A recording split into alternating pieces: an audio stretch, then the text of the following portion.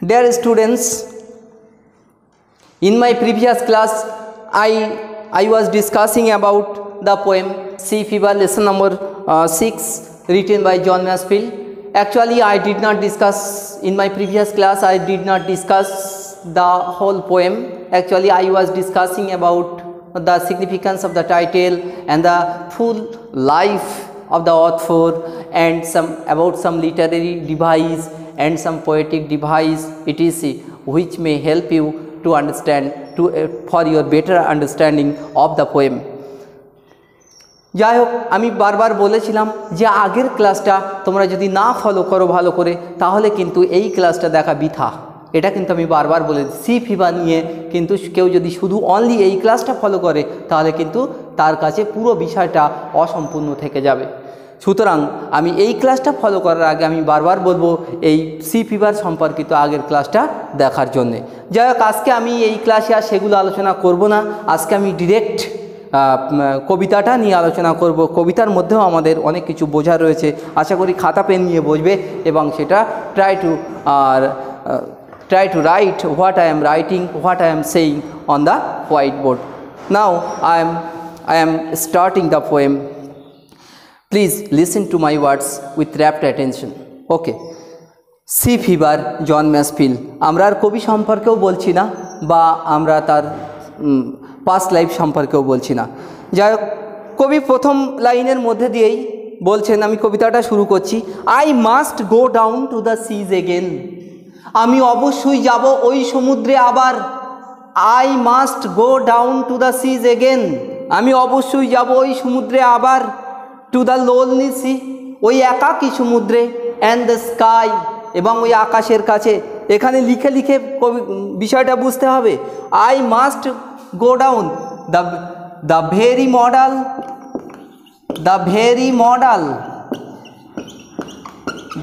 Modal must শব্দটি reveals the poets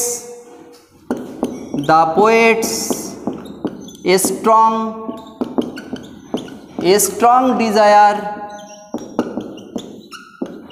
of sea voice. এগুলো কিন্তু তোমরা নোট ডাউন করে নেবে। এই যে প্রথম লাইনটার মধ্যে দিয়ে আই মাস্ট আমরা সবাই জানি একটা মডাল ভার্ব। আমি অবশ্যই যাব ওই সমুদ্রে। টু দ্য সিজ এগেন, ওই সমুদ্রে আবারও যাব। অ্যান্ড দ্য ওয়ার্ড এগেন শব্দটি রিভিলস প্রকাশ করে। Reveals that the poet has gone to the sea. কবি সমুদ্রে গিয়েছেন ফর সেভারাল টাইমস। যে এগেন শব্দটার মধ্যে দিয়ে কবি যে অনেকবার সমুদ্রে গিয়েছেন সেটা বোঝানো হয়েছে। তাই বলছেন আমি অবশ্যই যাব। এই যে অবশ্যই মাস্ট, আমি অবশ্যই যাব আবারও ওই সমুদ্রে। টু দ্য লোনলি সি, একাকী সমুদ্রে। এটা কি অ্যানাফোরা? এই যে লাইনটা I must go down to the seas again, আগের ক্লাসটাতে আমি ব্যাখ্যা করেছিলাম পোয়েটিক লিটারারি ডিভাইস। সেখানে আমরা দেখেছিলাম I must go down to the sea. এই যে লাইনটা তিনি বারবার ব্যবহার করেছেন, আমরা কবিতার মধ্যে দেখবো এটা কি অ্যানাফোরা। যাই হোক, টু দ্য লোনলি সি মানে একাকী সমুদ্রে। অ্যান্ড দ্য স্কাই, এবং আকাশে। যাই হোক, এখানে দেখো আবার কবি ব্যবহার করছেন লোনলি সি। তিনি সমুদ্রকে লোনলি সি বলছেন। লোনলি সি, একাকী সমুদ্র অ্যাকচুয়ালি পার্সোনিফিকেশান করছেন। এটাও আমি আগের ক্লাসের মধ্যে বলেছি। পার্সোনিফিকেশান, সমুদ্রকে লোনলি সি, সমুদ্রকে ব্যক্তিত্ব আরোপ করছেন। অ্যান্ড দ্য স্কাই, আর ওই আকাশের কাছে। আবার এখানে তিনি আকাশ কথাটার মধ্যে বলছেন কেন? কবি যাবেন সমুদ্রে, আবার আকাশ কেন? আসলে তুমি যদি সমুদ্র পারে দাঁড়িয়ে থাকো, যদি সমুদ্রের দিকে ফেরো, তাহলে দেখবে অ্যাট এ পয়েন্ট, একটা জায়গায়, the sea and the sky meet with each other. Sea এবং আকাশ যেন একে অপরের সঙ্গে মিশে গেছে। আসলে যে এই যে স্কাইকে তিনি, এটা তো আনটাচেবল, এটা তো যেটা কেউই টাচ করতে পারবে না, কিন্তু তাও কবি এখানে বলেছেন স্কাইকে তিনি যেতে চান। আসলে এটা হচ্ছে লিমিটলেস ডিজায়ার, সীমাহীন ইচ্ছা। এই সীমাহীন ইচ্ছার মধ্যে দিয়ে তিনি আকাশকেও ছুঁতে চান, তার সীমাহীন ইচ্ছার মধ্যে দিয়ে তিনি আকাশকেও ছুঁতে চান। তাহলে I must go down to the seas again, আমি আবারও যাব ওই সমুদ্রে, টু দ্য লোনলি সি, ওই একাকী সমুদ্রে, অ্যান্ড দ্য স্কাই, আর ওই আকাশের কাছে। আশা করি এই লাইনটা বুঝতে পেরেছো।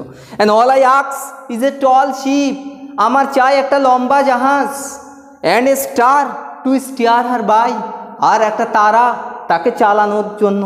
এখানে এই লাইনটা আবার ব্যাখ্যা দেখো, সে all I ask is a tall ship, আমার চাই একটা লম্বা জাহাজ।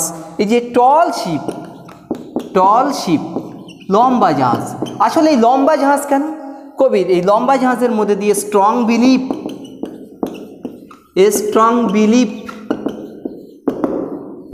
তীব্র শক্তিশালী বিশ্বাস অ্যান্ড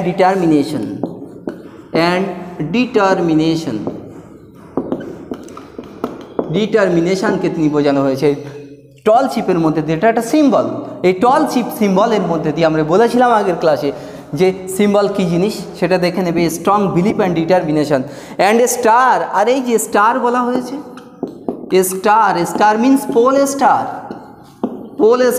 স্টার বলতে ধ্রুবতারা। আসলে ইন অ্যানসিয়েন্ট টাইম, প্রাচীনকালে, হোয়েন দ্য ম্যারিনার্স, যখন ম্যারিনাররা কী করতো, use to lose their paths on the sea, সমুদ্রের উপরে তারা পথ হারিয়ে ফেলতো। They use the pole star, তারা পোল স্টারকে ব্যবহার করতো টু ফিক্স দেয়ার ডিরেকশান, তাদের পথ খুঁজে পাওয়ার জন্য। দ্যাটস ওয়াই তিনি তার যাত্রাকালে দুটো জিনিস তিনি সঙ্গে নিতে চান। আমরা কবিতার মধ্যে দিয়ে দেখছি তিনি টল শিপ সঙ্গে নেবেন আর স্টারকে সঙ্গে নেবেন। এই টল শিপ আর স্টার, অর্থাৎ তার টল শিপ এবং স্টারের মধ্যে দিয়ে তিনি যেমন সমুদ্রকে জয় করবেন, ঠিক তেমনই সমুদ্রকে জয় করতে গেলে তার মনের একটা স্ট্রং বিলিভ দরকার এবং একটা তীব্র ডিটারমিনেশন দরকার, সেটাও আসলে টল শিপের মধ্যে দিয়ে বোঝানো হয়েছে। অ্যান্ড দ্য হুইলস কিক, এবং তিনি সমুদ্রকালে আরও কী কী শুনবেন যাত্রাকালে, দেখো। অ্যান্ড দ্য হুইলস কিক, চাকার কিক বলতে লাথি, এখানে তেমন নয়। হুইলস কিক মানে চাকার ঘর আওয়াজ, যেটা আউট অফ কন্ট্রোল। এই যে wheels kick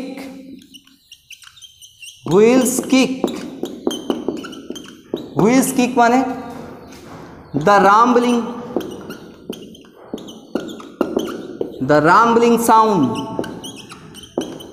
rambling sound of ships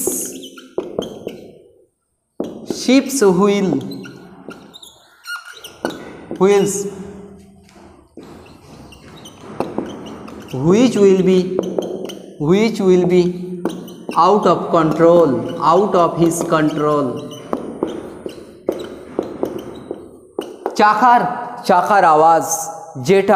চাকার আওয়াজ যেটা তিনি কন্ট্রোল করতে পারবেন না। আসলে এই যে হুইলস কিক শব্দটার মধ্যে দিয়ে তার যে ইমোশন, তীব্র যে ইমোশন, সেই ইমোশনকে বোঝানো হচ্ছে যে তিনি কত স্পিডে তার জাহাজটাকে চালাবেন সেটা বোঝানো হয়েছে। অ্যান্ড দ্য উইন্ড সং, আর বাতাসের গান। উইন্ড সং, প্রত্যেকটা জিনিস, কবিতা পড়া খুব টাফ জিনিস, আগেই বলেছি। কবিতা পড়া ভীষণ টাফ জিনিস এবং তার বাইরে একরকম মানে, ভিতরে একরকম মানে। আমি আমার সাধ্য মতো I am trying my best to explain the poem. Wind song বলতে the song of the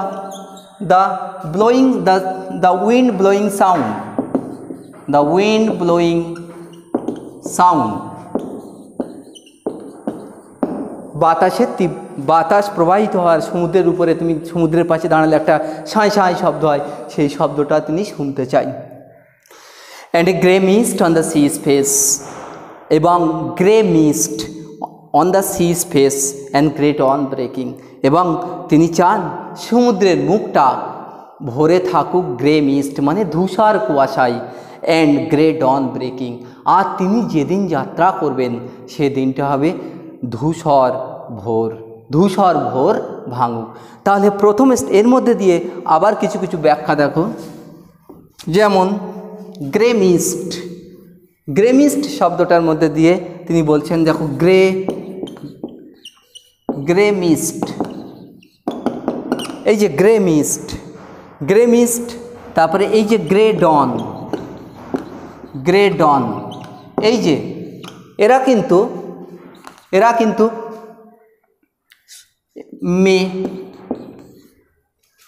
May create problem, এরা প্রবলেম সৃষ্টি করতে পারে ডিউরিং হিজ ভয়েস, তার সমুদ্র যাত্রাকালে। But the poet does not care of them, কিন্তু কবি তাদের কিছু এসে যায় না। এই যে আমরা কোনো জায়গায় যাত্রা করতে গেলে আমরা একটা পরিষ্কার পরিচ্ছন্ন শুভ দিন ইত্যাদি ইত্যাদি দেখি, কিন্তু কবির এখানে বাদ বিচার নেই। কবি বলছেন আমার যাত্রাকালে গ্রে মিস্ট ভরা থাকুক সমুদ্রের মুখে। এই যে সি স্পেস, সমুদ্রের মুখটাকে পার্সনিফিকেশন করা হয়েছে সমুদ্রকে, বারবার সি স্পেস শব্দটা, সি স্পেস এটা কিন্তু পার্সনিফিকেশন, আগের ক্লাসটাতে আমি বলেছিলাম। তাহলে এই যে গ্রে মিস্ট, এরা কিন্তু গ্রে মিস্ট, এই যে গ্রে ডন, আসলে এদেরকে একটা লিটারেরি ডিভাইসের মধ্যে আমরা কি অ্যান্টাগনিস্ট বলতে পারি। অ্যান্টাগনিস্ট মানে প্রত্যেকটা সিনেমার মধ্যে আমরা দেখবে কিছু নায়ক থাকে এবং কিছু ভিলেন থাকে। আসলে এই কবিতার মধ্যে আসলে তুমি সেই সেন্স থেকে বলতে পারো এই কবিতার মধ্যে যে গ্রে মিস্ট ভিলেনের কাজ করতে পারে, কারণ কবি এটা কবির যাত্রাকালে বাধা সৃষ্টি করতে পারে। এই যে গ্রে ডন তিনি ভোরবেলা যাত্রা করবেন, সেখানেও কবি বাধা সৃষ্টি করতে, ভোর এখানে যাত্রা করবেন, এটা কবির বাধা সৃষ্টি করতে পারে, এটাকে অ্যান্টাগনিস্টও তুমি বলতে পারো, আর এখানে তাহলে প্রোটাগনিস্ট আমাদের কবি জন ম্যাসফিল্ড, তিনি হলেন প্রোটাগনিস্ট আর এরা হলো অ্যান্টাগনিস্ট। অ্যান্টাগনিস্ট শব্দটা ANTAGONIST, অ্যান্টাগনিস্ট।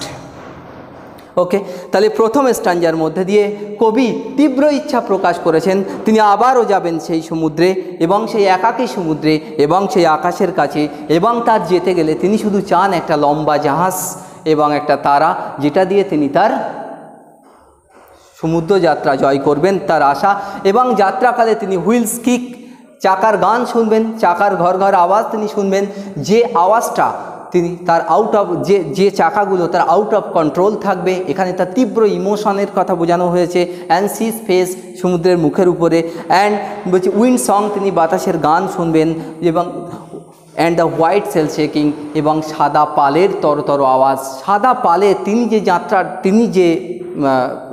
যাত্রা করবেন, সেই শিপে যে তিনি পাল লাগাবেন, সেই পালটা হলো সাদা পাল, আর সেই সাদা পালে হাওয়া লেগে তার জাহাজ চলবে, তিনি আশা রাখেন। তো সাদা পালের তীব্র তরতর আওয়াজ তিনি শুনবেন, এবং তিনি চান সমুদ্রের মুখটা থাকুক কুয়াশায় ভরা, এবং তিনি যাত্রা করবেন ভোরবেলা।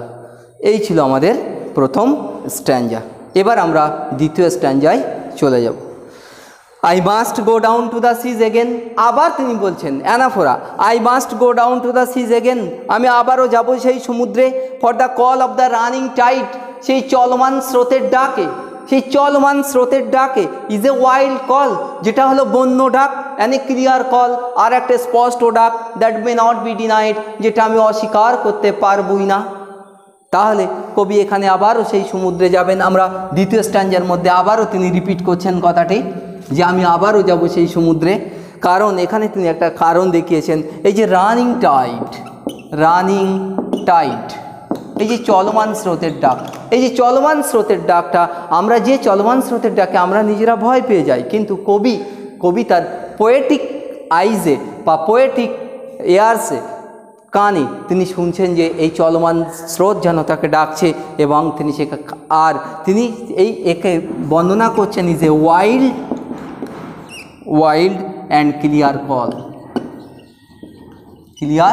কল বলে তাকে সম্বোধন করছেন। এই যে রানিং টাইডেস ডাকে তিনি যাবেন, that may not be denied, যেটা অস্বীকার করা যাবেই না, তিনি কোনোভাবেই অস্বীকার করতে পারবেন না। আসলে এটা হচ্ছে ইন্সপায়ার করছে, এই যে running tide, running tide inspires the poet greatly, ব্যাপকভাবে অনুপ্রেরণা যোগাচ্ছে। And all I ask the windy day, আমার চাই ঝোড়ো দিন, এখানে ঝোড়ো দিন, কবি ঝোড়ো দিনে যাত্রা করবেন। With the white clouds flying, আর সাদা মেঘগুলো আকাশের উপরে ভাসবে। And the flung spray and the blown spume, আর ফ্লাং স্প্রে বলতে ছড়ানো জলকানা, ছড়ানো জলকানা। অ্যান্ড দ্য ব্লোন স্পিউম মানে ফোলানো ফেনা রাশি বা গেঁজা। অ্যান্ড দ্য সিগালস ক্রাইম, আর শঙ্খচিলের ডাক তিনি শুনবেন। এখানে ফ্লাং স্প্রে কথাটার মধ্যে দিয়ে দেখো, এই যে ফ্লাং স্প্রে কথাটার FLUNG, flung spray actually floating particle, FLOATING, floating water particles, মানে সমুদ্রের উপরে ভাসা জলীয় বাষ্প। অ্যান্ড ব্লোন স্পিউম, এই যে blown spume SPUME, blown spume বলছে এখানে foam, FOAM, foam created by ship, তা জাহাজ চলাকালে যে পিছন দিক দিয়ে যে ধোঁয়াটা বেরোবে, সেই ধোঁয়ার ফলে যে সমুদ্রের উপরে যে একটা গেঁজা তৈরি হবে, সেই গেঁজাটা তিনি উপভোগ করতে চান। এবং সমুদ্রের উপরে জলীয় বাষ্প যে সমুদ্রের মুখটা ভরা থাকবে সেটা তিনি উপভোগ করতে চান। And the sea gulls crying, আর সঙ্গে শঙ্খচিলের ডাক তিনি শুনতে চান। তাহলে আমরা দ্বিতীয় স্ট্যাঞ্জাও আমরা শেষ করলাম। দ্বিতীয় স্ট্যাঞ্জার মধ্যে কবি স্ট্রংলি বলছেন আমি আবারও যাব সেই সমুদ্রে, কারণ for the call of the running টাইডের চলমান স্রোতের ডাকে এটা কোনোভাবেই আমি অস্বীকার করতে পারবো না। আর তিনি সেই যাত্রাকালে তিনি যাত্রাটা শুরু করবেন একটা উইন্ডি ডেতে, আর সমুদ্রের আকাশটা ভেসে থাকবে হোয়াইট ক্লাউডসে। এবং তার যাত্রাকালে তিনি ফ্লাং স্প্রে দেখতে চান, অর্থাৎ ফ্লোটিং পার্টিকেল, ওয়াটার পার্টিকেল তিনি দেখতে চান, জলীয় বাষ্প। অ্যান্ড ব্লোন স্পিউম দেখতে চান, যে গেঁজাগুলো সমুদ্রের উপরে ভাসবে। আসলে এগুলো, এই যে ফ্লাং স্প্রে, তারপরে ব্লোন স্পিউম, এগুলো সবই সিম্বলাইজ করছে ওয়াইডনেস অফ দ্য সি। এই যে flung spray, blown spume suggest the wildness of the poem of the sea, সমুদ্রের যে ওয়াইল্ডনেসের কথা বোঝানো হয়েছে। এবং সি গার্লসের ক্রাইং তিনি দেখতে চান। এবার আমরা তৃতীয় স্ট্যাঞ্জায় দেখি, I must go down to the sea again, আমি আবারও যাব সেই সমুদ্রে, আবারও টু দ্য ভ্যাগ্রান্ট জিপসি লাইফ, সেই ভবঘুরে জীবনযাপন করতে, জিপসিদের মতো জীবনযাপন করতে, ভবঘুরে। আমরা জিপসি কাদেরকে বলবো সেটা আমরা একটু জেনে নেব। তৃতীয় স্ট্যাঞ্জায় আমরা চলে এসেছি। Gypsy vagrant gypsy life, VAGRANT GYPSY, gypsy, the people who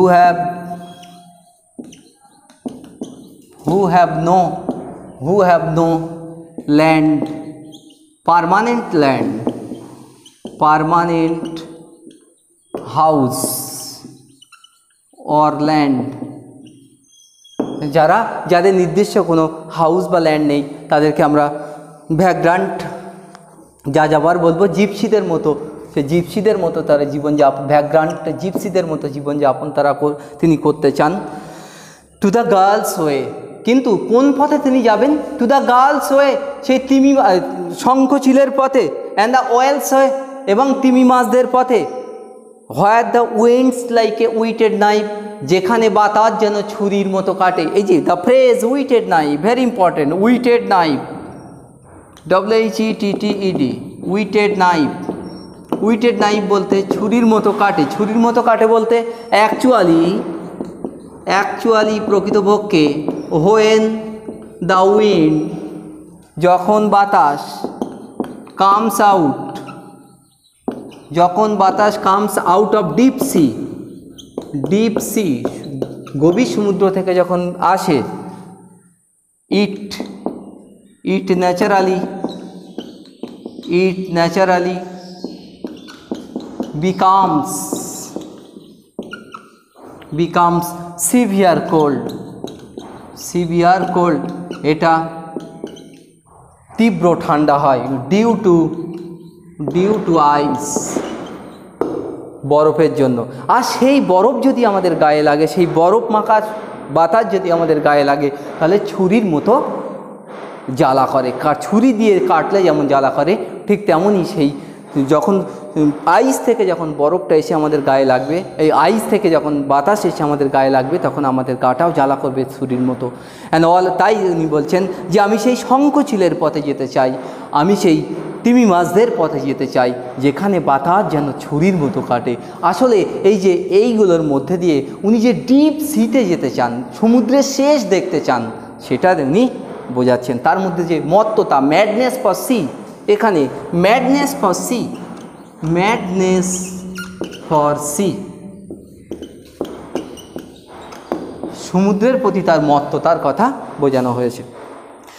all I ask the merry yarn, last two lines আমি এখন বলছি, এই লাস্ট টু লাইন্স কিন্তু আমাদের এই কবিতার ভিতরের অর্থে চলে যাচ্ছে, তাই এই লাইন দুটো খুব very important. All I ask the merry yarn, আমার শুধু চাই একটা মেরি, মেরি মানে আনন্দের, মেরি বলতে আনন্দের, মেরি, মেরি বলতে জয়াস, ইয়ার্ন, ইয়ার্ন, ইয়ার্ন বলতে টেল বা story. All I ask the merry yarn, আমার শুধু চাই একটা আনন্দের গল্প, ফ্রম এ লাফিং ফেলো রবার, ফেলো রবার, ফেলো রবার, ফেলো রবার, ফেলো রবার মানে কো ম্যারিনার, কো ম্যারিনার, কো ম্যারিনার বলছে সহকারী, সহকারী নাবিক, তার পাশে থাকা নাবিকের কাছ থেকে। অল আই আস্ক, আমি শুধু চাই, ইজ এ মেরি ইয়ার্ন, একটা আনন্দের গল্প শুনতে চাই, ফ্রম এ লাফিং ফেলো রবার, আমার সহকারী নাবিকের কাছ থেকে। তারপরে কী হবে? অ্যান্ড কোয়াইট স্লিপ, তারপরে আমি শান্তভাবে ঘুমাবো, অ্যান্ড সুইট ড্রিম, সুন্দরভাবে স্বপ্ন দেখব, when the long trick's over, যখন এই দীর্ঘ যাত্রা শেষ হবে। দিস লাইন, এই লাইনটা ভেরি ইম্পর্ট্যান্ট, এই লাইনটা ভেরি ইম্পর্ট্যান্ট কেন?